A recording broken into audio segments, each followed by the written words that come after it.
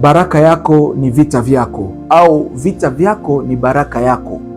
Mara nyingi tunakuwa tunafikiria kwamba sababu inatoka kwa Mungu, sababu Mungu ndio amesema, Mungu ndio ameleta, Mungu ndio ameahidi. Kwa hiyo unafikiria kwamba itakuja tu kisimple, unafikiria kwamba itakuja tu kabisa kirahisi rahisi, hautapambana, hautapigana. Mimi nakuja kukutia moyo, sio kukuvunja moyo, kukuambia kwamba wakati unaona vita kwenye maisha yako ni moja ya signal ya kwamba kuna baraka kubwa ambayo iko mbele yako. Wakati wote unaona kitu ambacho kinakuwa kigumu, kitu ambacho kinakuwa kabisa kinataka kukuvunja moyo, juu ya kwamba ni signal ambayo inaonyesha kwamba kile kitu inawezekana kwamba kina baraka za Mungu, inawezekana kwamba kinaleta faraja ndani yako, inawezekana kwamba kinaleta majibu ya maswali yako, ya mahitaji yako. Kila kitu kizuri ambacho Mungu analeta kwenye maisha yetu ni kujulisha na kukukumbusha ya kwamba haiwezi kuja kirahisi rahisi, inakuja na vita.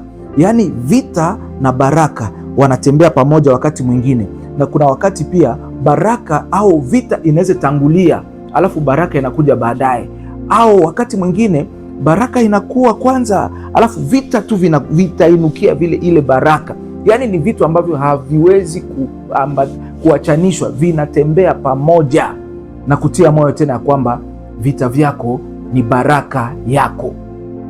Kwenye kitabu cha Mwanzo sura yake ya 32 mstari wa 24, Biblia inasema usiku ule Yakobo akapambana, akapigana usiku mzima. Na Yakobo alikuwa mtu ambaye kwa namna nyingine aliahidiwa na Mungu, alikuwa amebarikiwa, hata baba yake ameshatamka maneno ya baraka. Kwa hiyo kila kitu kingepashwa kutimia kwenye maisha yake tu, sababu tayari Mungu ameshatamka baraka, mzazi ameshatamka baraka, angeishi automatic.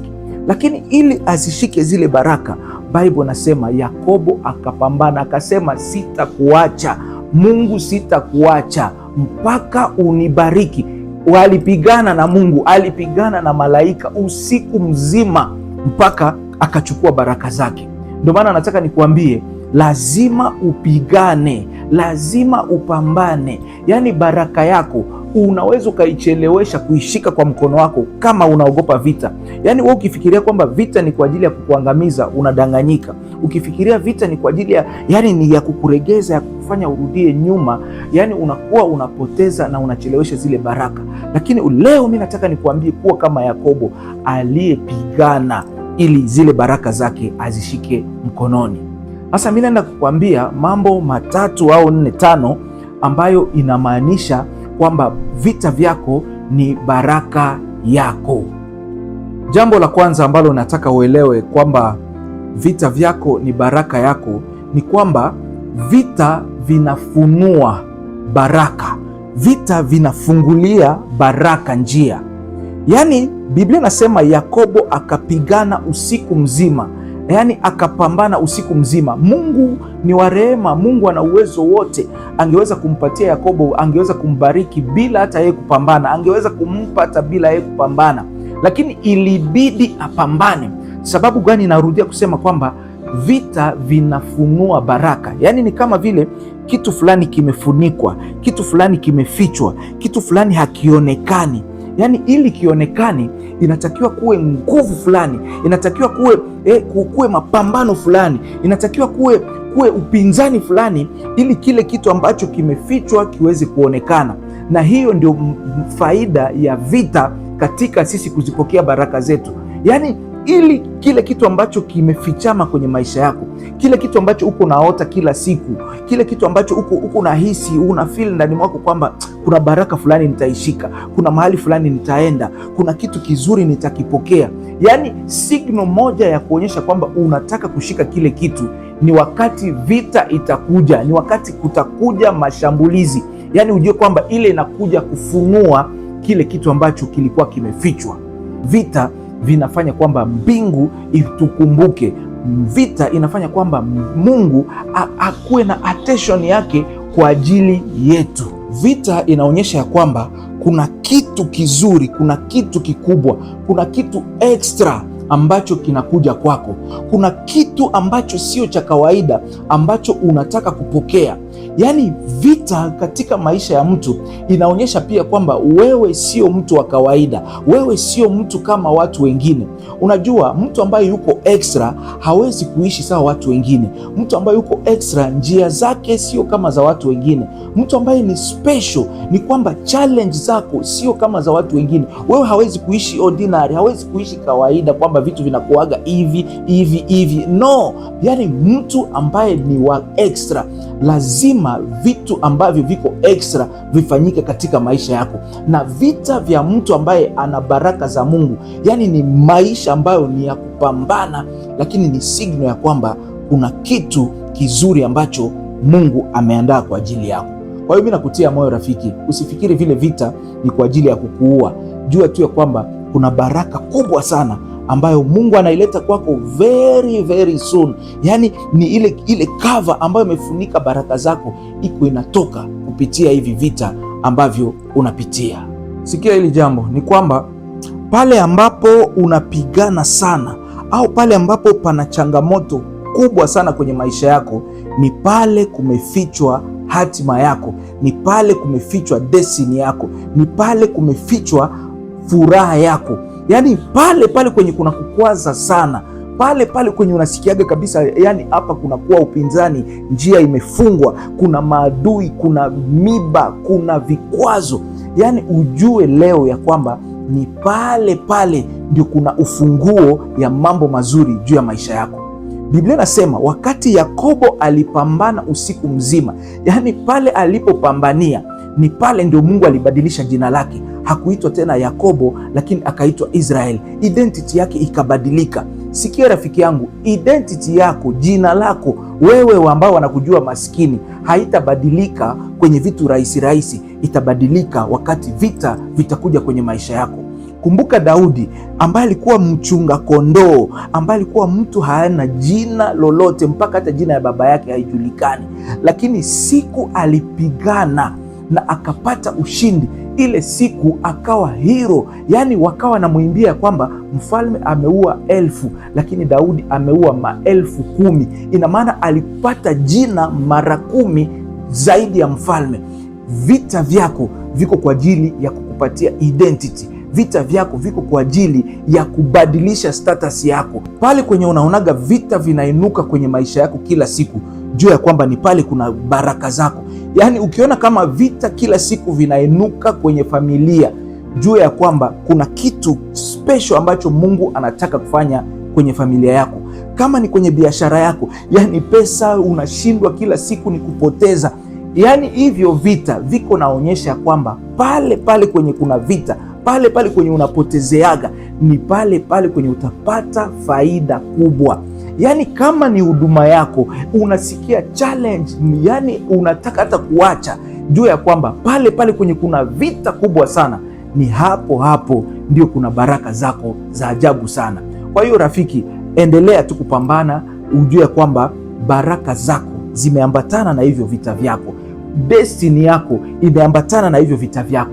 Hakuna aliyefika juu, hakuna aliyebadilishwa jina, hakuna mtu ambaye kesho yake ni nzuri kama leo hapitii vita, kama hakupitia vita jana. Yani wakati wote ukiona mtu anafurahi leo, juu ya kwamba inawezekana jana alipitia vita akapambana na akashinda, na leo ana relax. Na leo kama unapitia vita, juu ya kwamba kuna next level, kuna furaha, kuna amani, kuna baraka ambayo iko mbele yako. Ndio maana vile vita vinainuka juu ya maisha yako. Narudia kusema ya kwamba vita vyako vinaonyesha destiny yako, vinaonyesha future yako ambayo ni nzuri. Sikia hili jambo, kila baraka ina gharama yake.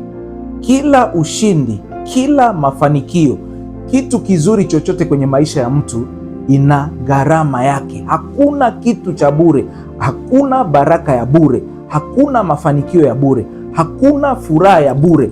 Yaani kile kitu ambacho unatafuta kwenye maisha yako, ile utukufu, ile power ambayo unatafuta, yani ile mafanikio, pesa ambazo unatafuta, ile furaha unatafuta kwenye maisha yako, yani usipokubali kuilipia gharama, usipokubali kuipigania, ni kuambia kwamba haitakaa kutimia kwenye maisha yako. Biblia inasema Yakobo alipopigana usiku mzima alitoka na vitu 3. Kitu cha kwanza ni kwamba Yakobo alitoka na baraka, yaani baraka akaipata kweli. Kitu cha pili, akatoka na jina mpya, yaani identity yake ikabadilika. Lakini cha tatu, alitoka pale mguu umevunjika, akiwa anatembea kama mlemavu, amevunjika. Gharama ya baraka. Yaani mtu yoyote ambaye utaona kwenye maisha yako ya kwamba huyu mtu amebarikiwa, huyu mtu amefanikiwa, huyu mtu amefanya kitu extra kwenye maisha yake, yaani ukimwangalia vizuri, yaani utaona kuna kitu ambacho alipoteza, kuna kitu ambacho yaani kilimgharimu ili aweze kufikia hapo. Hakuna mtu atainuka tu hivi. Yaani uliza historia ya wafalme. Ili uwe mfalme lazima upigane, yaani kukamata ile eneo ambao unataka umiliki, ambao unataka utawale, lazima upigane. Sio kwamba mtanichagua, lazima upigane. Na wakati unapigana kuna madhara, utavunjika, utaumia, utapoteza watu, utapoteza marafiki, utapoteza vitu, utapoteza pesa, yaani gharama ya baraka. Kubali rafiki, kama hauko mtu mwenye, kama wewe unawazi yake kwamba utaipata kirahisi rahisi sababu inatoka kwa Mungu, jua ya kwamba hiyo hautaipata. Hata kama ni Mungu ameahidi, hata kama ni Mungu amekupatia, jua ya kwamba kuna gharama ambayo unatakiwa uilipie. Ndio maana Yesu alikubali gharama ya maisha yake, akasema mimi, yani hivi vita, hawa watu ambao nataka niwakomboe, niwe nao katika utukufu wangu, niwe nao katika furaha yangu, yani sitawapata tu kirahisi rahisi. Kondoo imeshindwa, ng'ombe imeshindwa, manyama imeshindwa. Acha sasa mimi niingie gharama. Yeye mwenyewe akatoa uzima wake, damu yake, akapigwa, akachinjwa kama kondoo, ili alipe gharama, alipe bei ya kutukomboa mimi na wewe. Rafiki, acha kuzembea, acha kulala, pigana kwa ajili ya baraka yako. Kubali kupoteza wakati mwingine ili upate baraka kubwa. Kubali kuumia, kubali maumivu, kubali kupoteza watu, kubali kupoteza pesa, kubali gharama. Yaani ukiuliza kila mtu yoyote ambaye amefanya kitu kwenye maisha yake, watu ambao tunawatamani huku duniani, yaani kaa naye siku moja au soma habari zake, fuatilia habari zake, utasikia huyu kuna kitu alipoteza, kuna mtu alipoteza, alifiwa, alifanya hiki na hiki. Yaani hata katika ulimwengu wa giza hakuna kitu cha bure. Shetani akikupa kitu, yaani ni kwamba umeingia gharama. Ndio maana kuna watu wengine wanatoa ndugu wa familia, mtu mwingine anatoa viungo vya mwili wake, gharama ya baraka, gharama ya mafanikio. Lakini nikwambie, Biblia inasema ya kwamba baraka za Mungu ndizo zinatajirisha, na huo utajiri hauna machungu. Sikia nikwambie, wakati utakubali kuingia gharama kwa ajili ya kupata baraka zako, nikwambie baadaye yale machungu utayasahau. Yaani maumivu ambayo unapitia utayasahau, sababu baraka za Mungu kisha zipokea hazitakuwa tena za majuto, utakuwa mtu wa furaha. Kwa hiyo kubali kulipa gharama leo ili kesho maisha yako yote yawe na furaha.